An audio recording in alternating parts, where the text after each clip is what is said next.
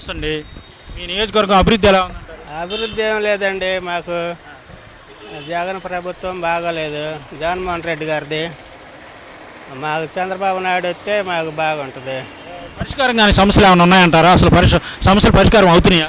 ఉండే కానీ అవి చిన్న చిన్న సమస్యలు అవి అట్టయినా కూడా కొద్దిగా ఊళ్ళో కూడా ఒక పరిస్థితి బాగోలేదు, అవ్వట్లా. కరెంటు బిల్లులు యూనిట్కి బాగా పెంచిపోయారు. అన్ని నిత్యావసర వస్తువులు కూడా పెరిగిపోయినాయి. కందిపప్పు, నూనె, చింతపండు ఇవన్నీ. మీ ఎమ్మెల్యే గారి పనితీరు ఎలా ఉందంటారు? మా ఎమ్మెల్యే గారు ఆయన, మా ఎమ్మెల్యే ఆయన కాదు, ఏర్పతిన శ్రీనివాసరావు. ఆయన లేడుగా, వేరే అతను. ఆయన పోయి అక్కడ నసరపేట ఉంటాడు. ఈడ జరిగే ఇవన్నీ నిత్యావసర ధరలు తగ్గట్లేదు, అవి పెరుగుతూనే ఉండే. ఇంకా అవి తగ్గించే మార్గం ఏమన్నా ఉంటే చూడండి.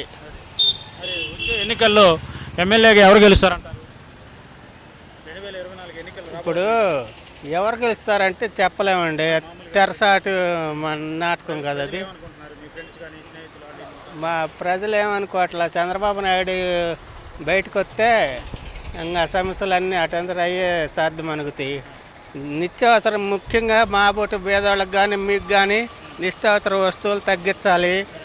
ఈ బళ్ళల్లో కూడా ఎవరు గెలుస్తారో చెప్పలేమండి. ఎవరు గెలుస్తారో చెప్పలేము. మాకు మటుకు పనులు కావట్లేదు. మరి నిత్యావసర వస్తువులు తగ్గించే మార్గం చూడాలి. నాకు తెలియదండి ఆయన ప్రభుత్వం. నేను ఎప్పుడు వేసినా కూడా చంద్రబాబు నాయుడుకే ఓటేస్తా. 2024 ఎన్నికల్లో ముఖ్యమంత్రి ఎవరు అవుతారు అనుకుంటున్నారు? ఎవరు అనుకునేది? జగన్మోహన్ రెడ్డి, చంద్రబాబు నాయుడే అవ్వాలని అనుకుంటున్నాం మేమందరం కూడా, మా గూడెం ప్రజలందరూ కూడా. అది